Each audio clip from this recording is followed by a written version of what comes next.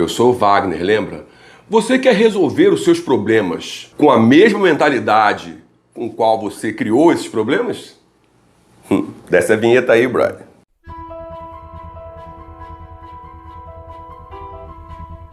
Substancialidade, não substancialidade e no meio existência temporária. Existência temporária é o caminho médio.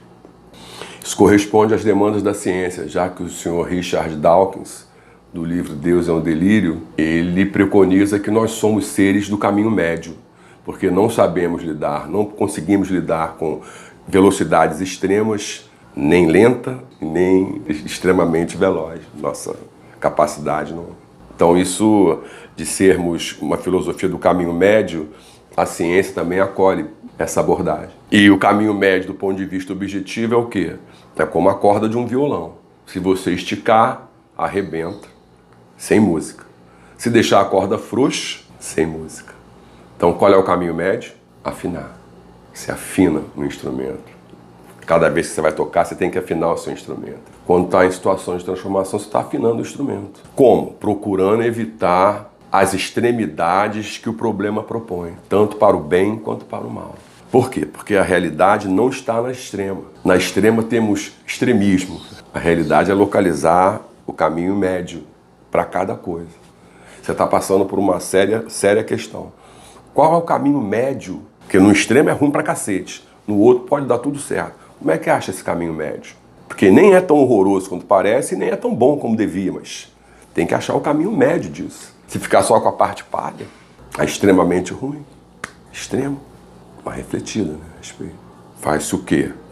Pratica Nam-myoho Renge Kyo para ter a sabedoria da busca do equilíbrio. A obtenção do caminho médio é um dos motivos pelos quais a gente recita Nam-myoho Renge Kyo. Se o cara recitar e as coisas continuarem difíceis, ele deve procurar compreender dentro da prática dele o que ele pode fazer ou procurar algum veterano de sua confiança para dialogar, para ouvir uma segunda opinião, para ouvir um incentivo. O que não pode é aceitar. Busca desse caminho médio é a grande questão para a gente que pratica. Nem lamentar, nem reclamar sob nenhuma hipótese. Porque lamentar e reclamar acaba propiciando o quê? A pessoa está negando que ela escreveu o roteiro, que ela é o diretor da cena, que ela escreveu o script, que ela é o protagonista. Então vai reclamar de quem? Não há como fazer. Simplesmente não há como fazer. Lamentar, então, é um absurdo.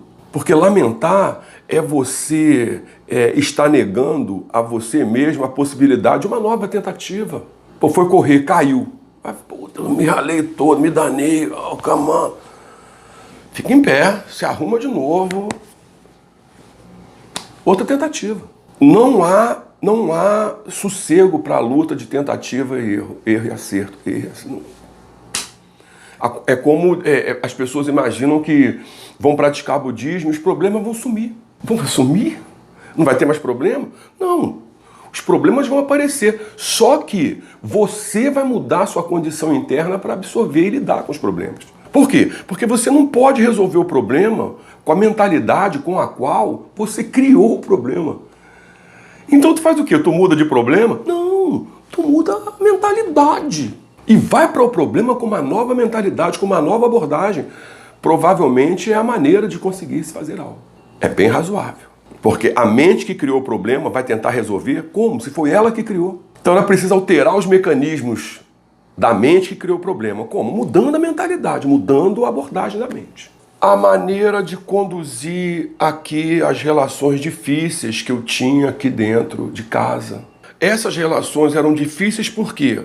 Porque a minha maneira de ver, a minha maneira de abordar, estava inteiramente excedendo, ora para um lado, ora para o outro. Ora tentando oferecer tudo, ora tentando me retirar todo. E não é nem uma coisa e não é a outra. Na hora que eu mudei a minha mentalidade, eu mudei a maneira de abordar o problema. Ao mudar a maneira de abordar o problema, você começa a encaminhar as resoluções do problema. Não é fácil, mas não é impossível. Porque você mudar a mentalidade em relação àquilo que está te aporreando é difícil, mas não é impossível. Como? Você reconhecer que você está atraindo o aporrinhódromo, né? Porque você está atraindo o aporrinhódromo. E aí você começa a trabalhar em função de você buscar essa compreensão e não mais observar os fenômenos lá fora, como se eles tivessem alguma influência sobre você. Difícil? Sem dúvida. Por outro lado, eficaz. Como fazer para obter esse tipo de sabedoria? Não há outra maneira a não ser recitar Nam-myoho Renge Kyo na frente do Gohonzon. Com a determinação de, vou resolver. Criei. Se eu criei, eu resolvo. Porque é difícil resolver coisas que você não cria.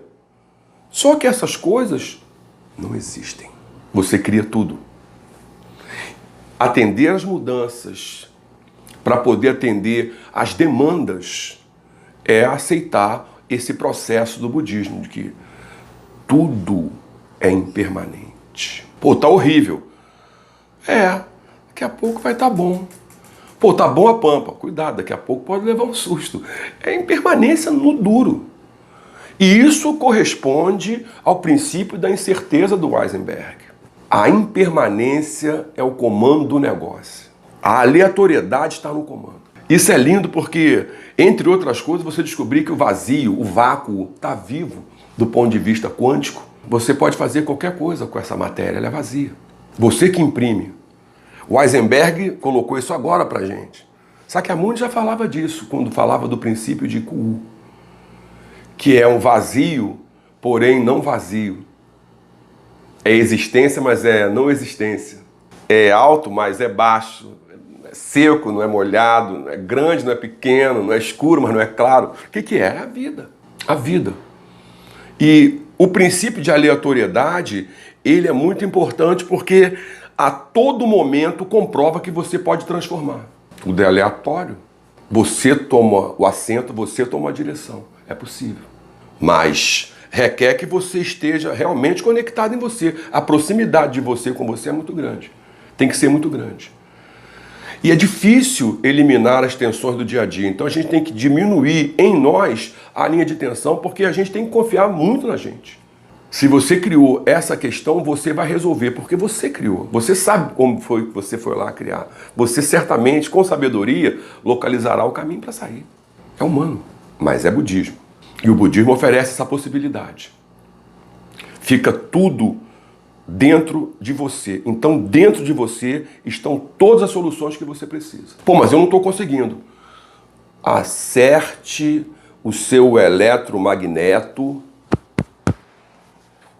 na direção correta e comece a atrair daquilo que você está vendo o que te interessa. Porque você há de convir comigo. Você não elaborou tantas coisas para ter uma montanha de problemas. Você elaborou e trabalhou duro para criar uma série de soluções e condições. Ora, com um trabalho duro, criterioso, de alguém que pratica, visando criar soluções importantes, criou um monte de problema. Parece um paradoxo. E por mais paradoxal que seja, nada mais é do que a criação de valor. Ou seja, com base na prática, você está lavando a sua vida desses problemas. Como? Vivenciando eles sem desespero, sem matar ninguém, sem morrer, e procurando em você as alternativas. Pô, só de você não estar responsabilizando nenhuma outra pessoa, já é maravilhoso. Porque a culpa é minha, eu ponho em quem eu quiser. A minha eu ponho no Freud, por exemplo. Ele adora a culpa. Está tratando disso com a seriedade, com critério, quer dizer, não foi ele, não foi ela, é comigo. Eu vou resolver. Eu vou resolver. A dor momentânea, a dificuldade momentânea são coisas que forjam um sujeito fortíssimo como você. Amanhã você vai ser um importante quadro do Kosen Rufu. E como é que é feito um importante quadro do Kosen Rufu? Forjado pelos problemas. Porque amanhã é você sentado diante de alguém que está te falando assim, olha, minha vida virou de cabeça para baixo, é um problema, eu estou devendo todo mundo, estou devendo a todos, está tudo perdido. E você, com uma vivência orgânica do processo e com a sabedoria produzida pela prática, vai falar para o cara, olha só, meu irmão, a gente começa recitando o Nam-myoho Renge Kyo e mudando a mentalidade, porque tu não pode resolver o problema com a mentalidade que você criou o problema, então você tem que mudar a tua mente. Não vai mudar o problema. O problema já está aí. Vamos fazer o quê? A gente senta em cima dele e sofre? Não, ele já está aí. A gente vai fazer o quê com ele? A gente vai transformar ele em alguma coisa, eliminar da nossa vida. Porque transformar O ponto importante é que transformar significa que, ao obter a transformação, não vai ficar repetindo nem passando por isso. Pensa na tua trajetória. A rigor, o teu problema nunca foi grana. Nunca foi falta de capacidade, indisposição para trabalhar, ou largar as coisas para lá. Você nunca foi assim. Aí quando você vê uma pessoa que sempre conduziu com esse rigor, como você conduziu, atropelado por uma série de questões, se for tratar pela via normal, meu irmão, um abraço.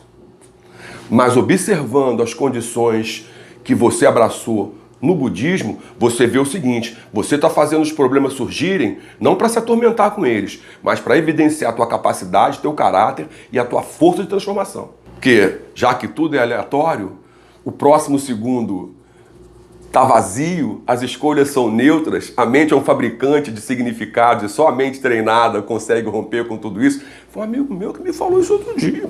A gente cria a cada momento a condição para poder fazer as coisas acontecerem como a gente quer, mesmo que a gente não esteja vendo. E é mesmo difícil, durante o processo de travessia, observar que estamos atravessando no caminho certo. Como é que você vai ter uma bússola garantindo essa travessia? Namyoho Renge Kyo. Sempre lembrando aos queridos amigos que nós não falamos pela Soka Gakkai.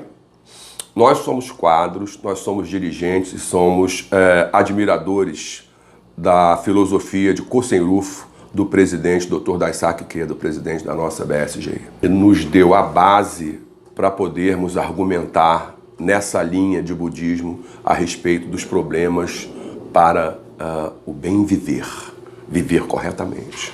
A gente se vê.